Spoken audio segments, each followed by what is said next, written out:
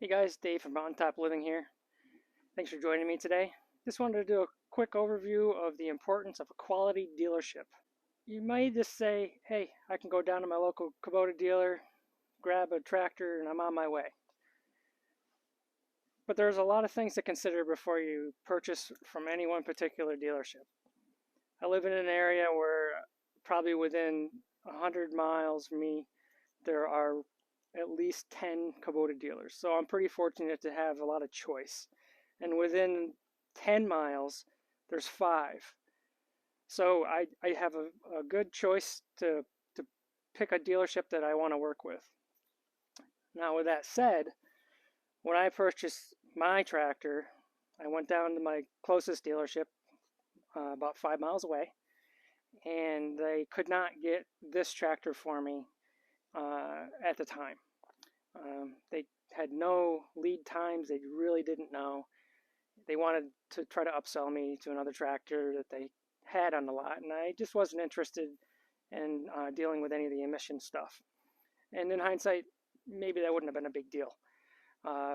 So on a recommendation of a friend of mine, I went a little further up the road, and he was happy to sell me this tractor.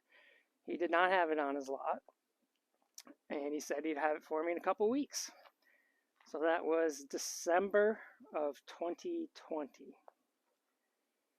And I received the tractor April of 2021. And it was not a complete tractor.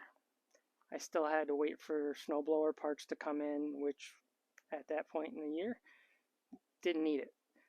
So with that said, that brings me to my first point. Trust your dealership. Find out from other people how they've been dealing with the dealership to see how they've been responsive. And granted, there's some strange things going on in the world, but nobody likes to be told, I'll have it for you in 2 weeks, and then 4 months later, you still don't have it. Also, I think the really important question is how many parts do they stock? This dealership that I went to, their sister store sells Kubotas, but they just sell them locally through them. They stock no Kubota parts. Now, I didn't know that, and I did not know to ask that question when I purchased the tractor.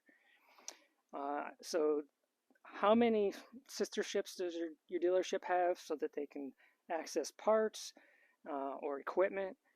Those are all really good, valid questions to ask, because I need cheer pins once in a while. Do they have them? Probably not. There's probably a lot of little miscellaneous things, filters and things like that, that they may not have right down the road for me. So I think it's really important to make sure that your dealership has access to the actual parts and equipment you need, and they don't just sell stuff. It's the after the sale kind of questions that you really need to start asking. And do they service equipment? If they do service equipment, do they provide any kind of transportation for them to pick your tractor up so that you don't have to worry about getting it there? If, like myself, I don't have a trailer. So if I needed something major done, are they going to be able to provide that service for you? How familiar are they with the tractor that you're actually trying to purchase? Where I went, it's geared towards agricultural, big, heavy equipment. Like I said, they were not really a Kubota dealer. And he didn't even know the tires that they offered when I mentioned different style tires, and he didn't know.